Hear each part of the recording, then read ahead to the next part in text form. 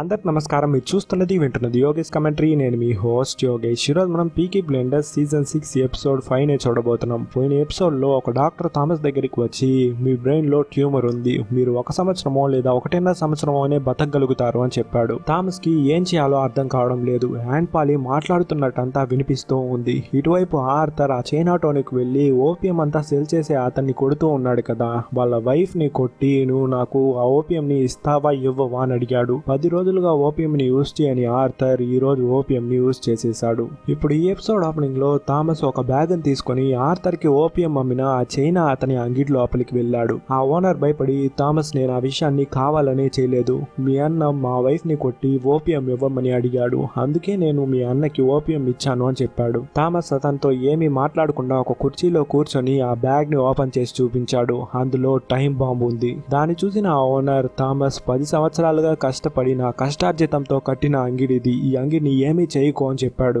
నేను చెప్పింది నువ్వు చేసావంటే నీకు నీ అంగిడికి ఏమీ కాదు. ఫస్ట్ నీ వైఫ్ ని ఒక కాఫీ వేసి తీసుకురమ్మని చెప్పు, తర్వాత నీ దగ్గర మొత్తం ఎంత ఓపియం ఉంది. థామస్ నా దగ్గర 5 పౌండ్స్ ఓపియం ఉంది, వాటన్నిటిని తీసుకొచ్చి టేబుల్ పై పెట్టు. నేను ఆ కాఫీని తాగి ముగించే లోపు ఆ టైం వేరే పోతూ ఉంది. దాన్ని చూసి వెంటనే వాడు పోయి ఆ 5 పౌండ్స్ ఓపియం ని తీసుకొచ్చి టేబుల్ పై పెట్టాడు. వాడు టేబుల్ పై పెట్టడానికి వాళ్ళ వైఫ్ కాఫీ తీసుకొచ్చి ఇవ్వడానికి కరెక్ట్ గా ఉంది. పర్వాలేదే, తొందరగా తీసుకొచ్చి పెట్టేశావు. థామస్ నేను ఓపియం ని తీసుకొచ్చి ఇచ్చేసాను కదా, ఆ టైం వెళ్తుంది చూడు, దాన్ని స్టాప్ చెయ్యి. టైమే కదా, పోనీలే. దానికన్నా ముఖ్యమైన విషయం నీకు ఒకటి చెప్పాలా, నీ దగ్గర ఉన్న అన్ని ఓపియం ని నాకు ఇచ్చేసావు. దీని తర్వాత నువ్వు ఓపియం ని తీసుకొని ఎవ్వరికి సేల్ చేయకూడదు, అర్థమవుతుందా అని అడిగాడు. థామస్ నా కూతురుపై ఒట్టేసి చెప్తున్నా, ఖచ్చితంగా నేను ఇకపై ఓపియం ని అమ్మను. ఆ టైమింగ్ పోతుంది చూడు, ఫస్ట్ దాన్ని స్టాప్ చెయ్యి. ఆ ఓనర్ కి ఆ బాంబు ఎక్కడికి వెళ్ళిపోతుందో అని భయపడుతున్నాడు. థామస్ చాలా కూల్ గా ఉన్నాడు. దాన్ని చూసిన వాళ్ళ వైఫ్ మేబీ ఆ బాంబు డమ్మీగా ఉండే అవకాశం ఉంది అని చెప్పి వాళ్ళ హస్బెండ్ తో చెప్పింది. ఈ విషయం థామస్ కి అర్థం కాలేదు,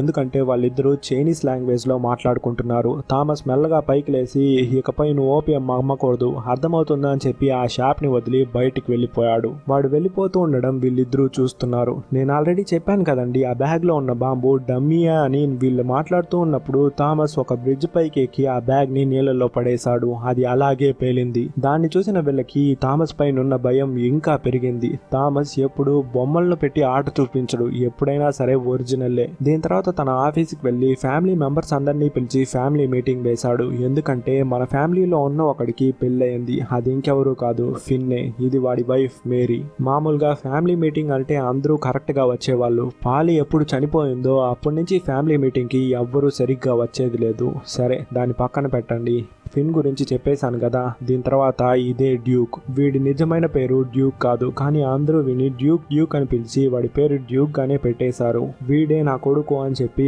వారకు ముందు జరిగిన విషయాలన్నిటినీ చెప్పాడు. దీన్ని విన్న లెజీకి లైట్ గా కోపం వచ్చింది.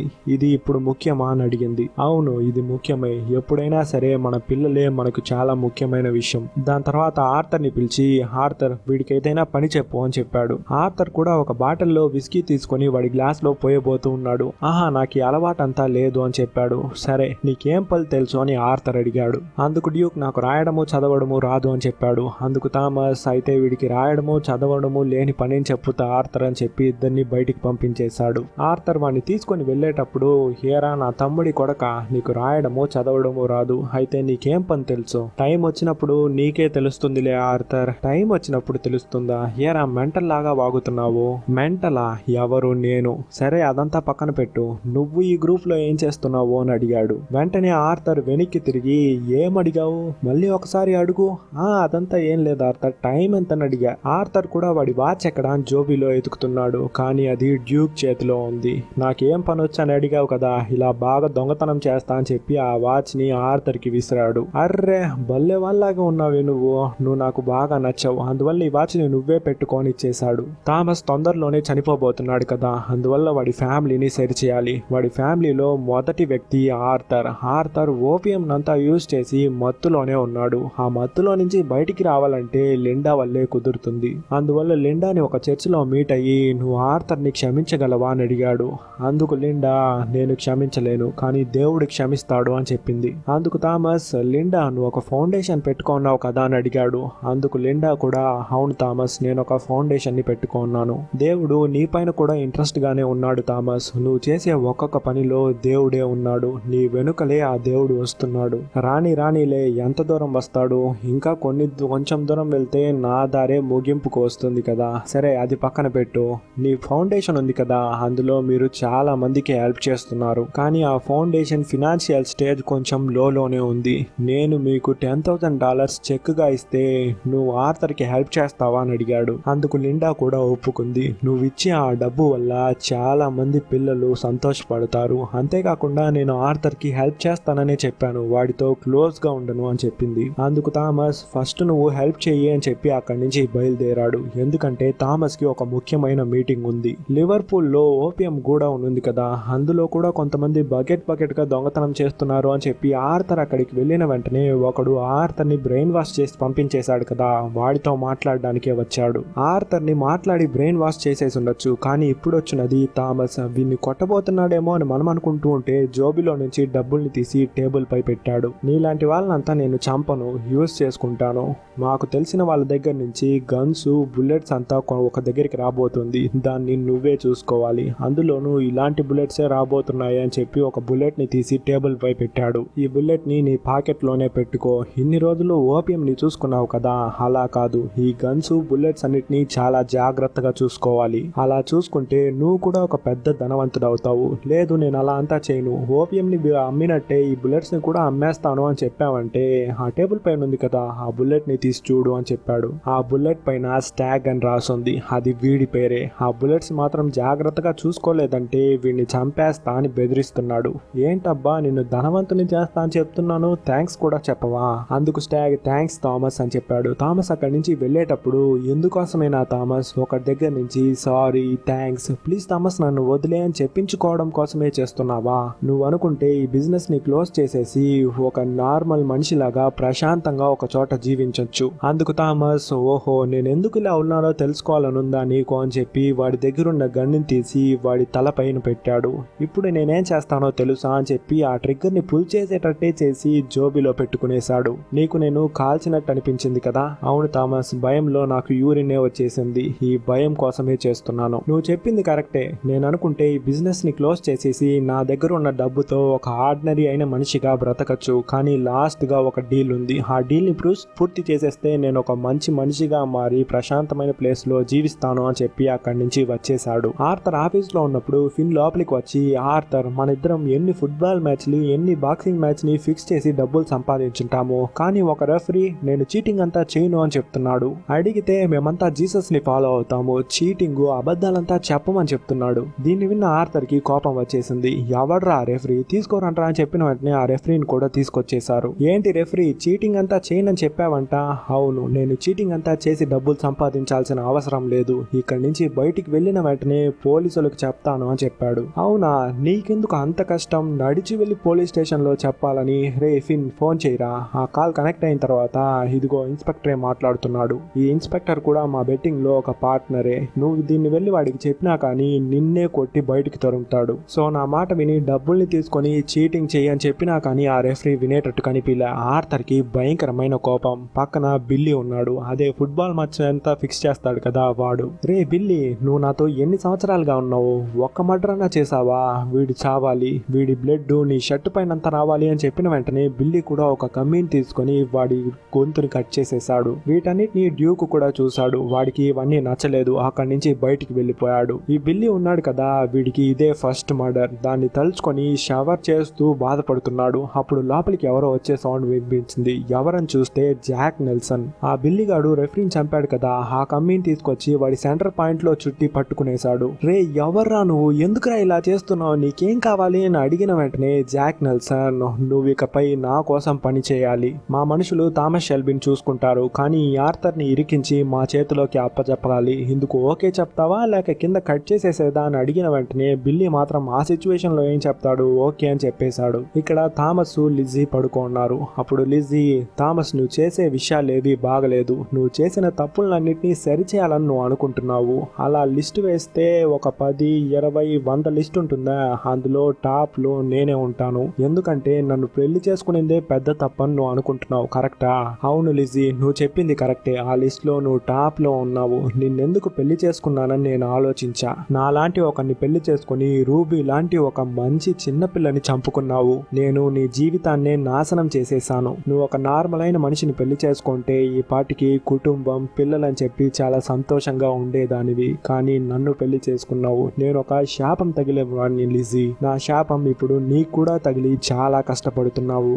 దీన్ని విన్న లిజీ థామస్ ని అర్థం చేసుకోలేకపోతోంది. ఎందుకంటే థామస్ ఒక మిస్టరీ బాక్స్. వాడి దగ్గరికి వెళ్ళి నీ మిస్టరీ బాక్స్ లోకి వెళ్ళడానికి నన్ను అనుమతించు అని చెప్పింది. కానీ థామస్ కూడా ఆ మిస్టరీ బాక్స్ ని ఎలా ఓపెన్ చేయడం అని తెలియదు. ఇక్కడ ఆర్థర్ కొంచెం బాధలో ఉన్నాడు. అప్పుడు లిండా అక్కడికి వచ్చింది. లిండాని చూసింది ఆర్థర్ కి చాలా సంతోషం. లిండా ఆర్థర్ దగ్గరికి వచ్చి ప్రే చేసింది. ఆర్థర్ కూడా లిండా చేతుల్ని పట్టుకొని ప్రే చేశాడు. Next day morning Thomas Charlie ఒక ప్లేస్ కి వచ్చాడు. అక్కడ డ్యూక్ కూడా ఉన్నాడు. చార్లీ డ్యూక్ ను చూసి వీడు నా గ్యారేజ్ లో ఉన్న కార్లను దొంగలించుకొని వెళ్దామని చూశాడు. అంతేకాకుండా వీడి జోబిలో బెట్టింగ్ డబ్బులంతా ఉంది అని చెప్పాడు. అందుకు థామస్, డ్యూక్ డబ్బులు దొంగతనం చేయడం తప్పు కాదు, నా దగ్గర నుంచి దొంగతనం చేయడమే తప్పు అని చెప్పి అందులో నుంచి కొంత డబ్బుని వాడికి ఇచ్చి నువ్వు ఎక్కడికైనా వెళ్ళు, ఏ ట్రైన్ అయినా ఎక్కువ అని చెప్పాడు. అందుకు డ్యూక్ నేను ట్రైన్ అంతా వెక్కను అని చెప్పాడు. వెంటనే థామస్ చార్లీని చూసి, చార్లీ మీ దగ్గర 2 వీల్ వ్యాగన్ ఉంది కదా, అది మనోడికి ఇచ్చి పంపించండి అని చెప్పాడు. అందుకు డ్యూక్ నాకు 2 వీల్ వ్యాగన్ అంతా వద్దు, 4 వీల్ వ్యాగన్ కావాలి, దాంతో పాటు ఒక హార్స్ కూడా కావాలి అని అడిగాడు.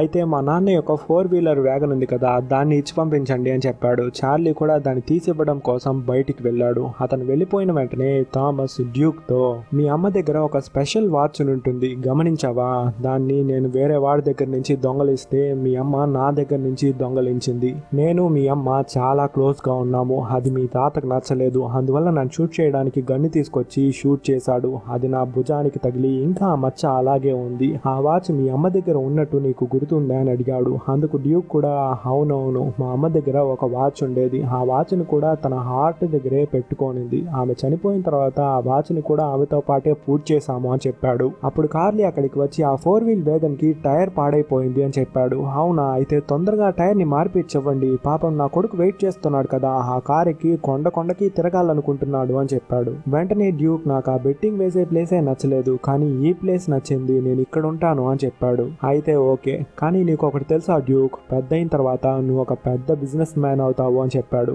ఏంటి నేనా, మీకుదా ఇంకో కొడుకున్నాడు కదా, నా బిజినెస్ కి 2 సైడ్స్ ఉన్నాయి డ్యూక్, కాయిన్స్ కి ఎలా 2 సైడ్స్ ఉంటాయో అలాగే dark side and light side, అయితే నేను డార్క్ సైడ్ అని అడిగాడు. అందుకు థామస్, అది నాకు తెలియలేదు డ్యూక్, కానీ డార్క్ సైడ్ కే డార్క్ సైడ్ కనిపిస్తుంది, అది ఏదైతే ఏమి అది మొత్తానికి థామస్ యొక్క సైడ్, సో నువ్వు ఇక్కడ ఉండొచ్చు అని చెప్పి అక్కడి నుంచి వచ్చి ఒక బోట్ ని నడుపుకుంటూ వస్తున్నాడు. ఒడ్డున యాస్పాల్ యొక్క కొత్త వైఫ్ ఉంది కదా, ఆమె నిల్చోంది. ఈ బోట్ లో 10 మంది నిద్రపోవచ్చు అంటే నువ్వు నమ్ముతావా, రా లోపలికి వచ్చి చూడు అని చెప్పి లోపలికి వచ్చి అన్నిటినీ చూపిస్తున్నాడు. వీళ్ళు ప్రశాంతంగా నిద్రపోవడానికి మనం ఏదైనా ఖచ్చితంగా చేసి తీరాలి. నా దగ్గర ఎందుకైనా పర్మిషన్ అంతా ఉంది, కానీ ఫినాన్స్ లేదు, నువ్వు ఇందుకు డబ్బులు ఇస్తావా అని అడిగాడు. యాక్చువల్ గా యాస్పాల్ యొక్క వైఫ్ కి థామస్ అంటే చాలా ఇష్టం. అందువల్ల ఆ బోట్ లోనే ఇద్దరు క్లోజ్ గా ఉంటున్నారు. ఇక్కడ జైల్లో ఉన్న మైకెల్ కి కలలంతా వస్తున్నాయి. తన అమ్మ కలలోకి వచ్చి మన కుటుంబంలో ఒక యుద్ధం రాబోతుంది, ఆ యుద్ధంలో మన కుటుంబంలో ఉన్న వాళ్ళే ఎవరో ఒకరు చనిపోబోతున్నారు అని చెప్పింది.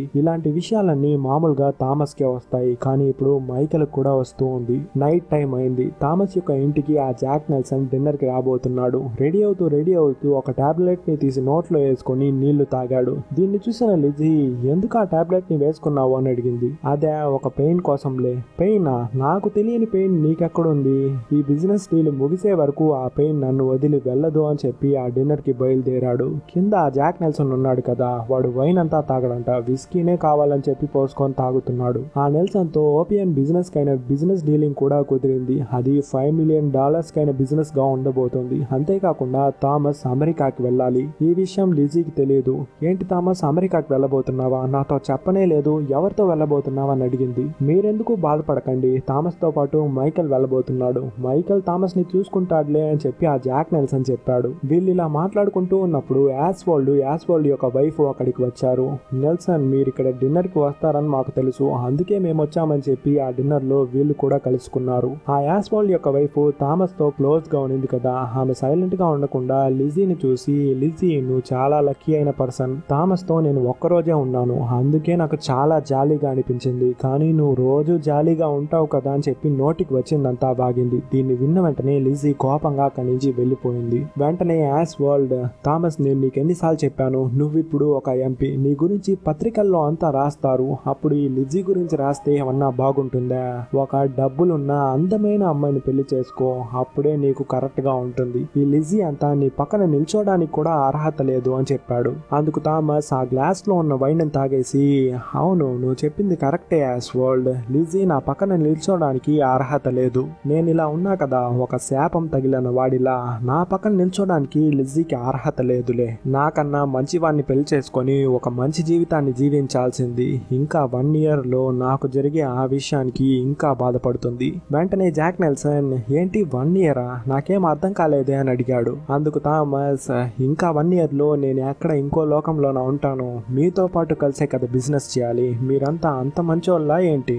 యాక్చువల్ గా చెప్పాలంటే నాకు లిజీ పక్కన నిల్చోడానికి అర్హత లేదు అని చెప్పి లిజీని కొంచెం కూడా తగ్గించకుండా ఎత్తి పెట్టే మాట్లాడుతున్నాడు. ఈ సమయంలో మైకేల్ ఉన్న జైల్లోకి ఎవరో వచ్చారు. జాక్ నెల్సన్ నిన్ను రిలీజ్ చేయమన్నాడు, కానీ దానికన్నా ముందు ఒక క్వశ్చన్ నిన్ను అడగాలి, అందుకు నువ్వు ఎస్ చెప్తే నిన్ను రిలీజ్ చేస్తాము, లేదంటే నువ్వు ఈ జైల్లోనే ఉండాలి అని చెప్పాడు. అందుకు మైకేల్ ఒక్క క్షణం కూడా ఆలోచించకుండా ఓకే చెప్పేశాడు. నేను బయటికి రావాలి, బయటికి వచ్చి థామస్ ని నా చేతులతోనే చంపి పగ తీర్చుకోవాలి అని చెప్పడంతో ఈ ఎపిసోడ్ ని ఫినిష్ చేశారు. నెక్స్ట్ ఎపిసోడ్ లో ఏం జరగబోతుంది? మైకేల్ థామస్ ని చంపబోతున్నాడా, లేక థామస్ దగ్గర ఇంకేదైనా ప్లాన్స్ ఉన్నాయా? ఆ ట్యూమర్ వల్ల థామస్ చనిపోతాడా లేదా అని నెక్స్ట్ ఎపిసోడ్ చూస్తేనే మనకు అర్థమవుతుంది. సో నెక్స్ట్ ఎపిసోడ్ తో పీకీ బ్లైండర్స్ ఫుల్ గా కంప్లీట్ అయిపోతుంది. దీని తర్వాత ఏ సిరీస్ చేద్దామని చెప్పి కమెంట్స్ లో చెప్పమన్నా, దాన్ని బట్టి నేను ఒక పోల్ ని కండక్ట్ చేశాను ఇన్స్టాగ్రామ్ లో, దాని తర్వాత యూట్యూబ్ కమ్యూనిటీ పోస్ట్ లో. అక్కడికి వెళ్ళి మీకు ఏ సిరీస్ నచ్చితే ఆ సిరీస్ కి ఓట్ చేయండి. నెక్స్ట్ వీడియోలో నా వాయిస్ మీరు వినేంత వరకు లాట్స్ ఆఫ్ లవ్. టాటా.